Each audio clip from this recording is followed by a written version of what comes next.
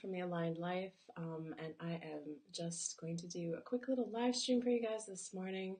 I was inspired, I was thinking about the importance of knowing your why, and the reason why that is so crucial for manifesting the things that you want into your life.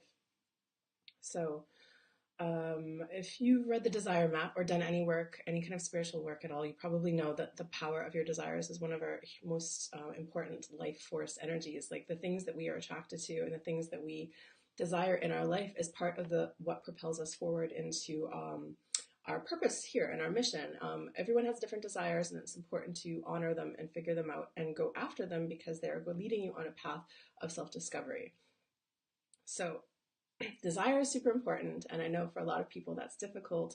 Some of us were taught, like when we were younger, that we shouldn't, like there are things that we should desire and things that we shouldn't desire, and so there tends to be a lot of emotions about guilt, maybe even shame. Maybe you've been hiding your desires and running away from them for so long that you don't even remember what they are anymore. So if that is you, that's a complete separate issue that you need to start working on, because desire is a natural part of life and it's super important for you to honor your desires. But today I want to talk about the kind of dark side of desire. And this is something that I think a lot of people aren't really consciously aware of. But we are sort of sponges, and we tend to soak up the thoughts and beliefs and ideas from the people around us through our whole entire life. So when we were children, we're especially vulnerable to this. But as adults, it's the same. It doesn't really matter when it happened, but the point that I'm trying to make is that sometimes the things that we think we want in life are not actually things that we want.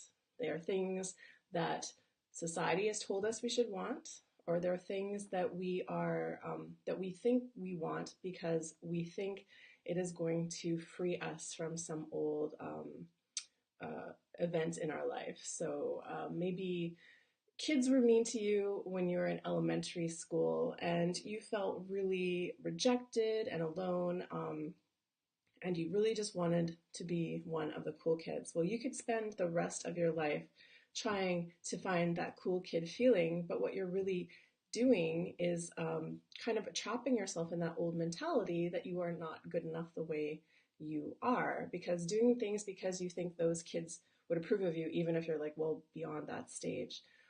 It's not really going after the things that you want for your own well-being. It's going after things because you need to adjust your self-worth. You need to adjust your self-belief by going after these things and then thinking that those things will make you feel better. Of course, if you are chasing things like that are based on some old happening in your childhood, then it's going to be really difficult to achieve them, and it's going to be really difficult. Like even if you get there, even if you do achieve them, they're not going to actually make you feel the way you think they will. They're all just an illusion. Like you're just using them as sort of like a propping up of your own ego and your own self-worth. So yeah, and that's just those things. And then the other thing that I mentioned quickly is things that we've been taught to want, so maybe when you were a kid, your parents really wanted you to be a doctor. So you went to school your whole entire life trying to be a doctor. But then when you grow up and you became a doctor, or maybe you didn't become a doctor, but you figured out at some point that that really wasn't what you wanted to do. So it is really difficult to chase after those things. It's really difficult to put your whole heart and soul and energy into them. And that is because they're not actually for your highest good. So the desires that are for your highest good are going to elevate you. They're going to energize you. They're not going to make you feel down. So it's really important to just think about your why.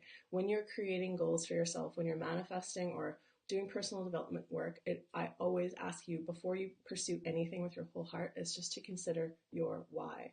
Your why is everything. So if you can ask yourself really why you want something and really spend some time thinking about where that wish came from or where that idea came from, you can learn so much about yourself. And we all have this extra stuff, this extra programming, this extra learned things that aren't doing us good. So it is important for everyone to do a little self-work and to get a little bit curious about themselves and where their motivations come from, because you could spend your whole life chasing after those things. So I just want to help you sink into your power, and knowing your why is a hugely powerful tool of self-discovery.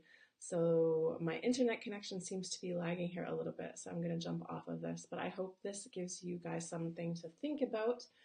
You can ask for anything you want, but just remember to consider where it came from, because the more intrinsic your goal is to you and not to the people around you and not to something that happened to you in your childhood, the stronger it will be and the more likely it will be that you actually achieve it. So thank you guys so much for tuning into this live stream. I hope this goes okay, and I will hopefully be back here soon to do another one for you. So let me know if you have any questions.